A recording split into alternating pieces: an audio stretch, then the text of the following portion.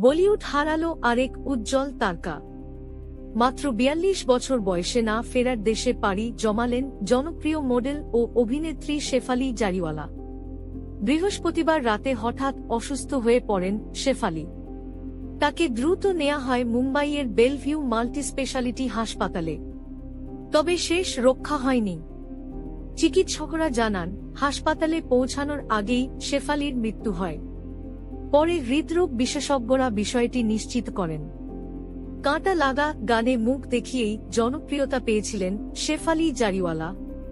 বলিউডে তার পরিচিতি ছিল সাহসী ফ্যাশন ও স্টাইলের জন্য।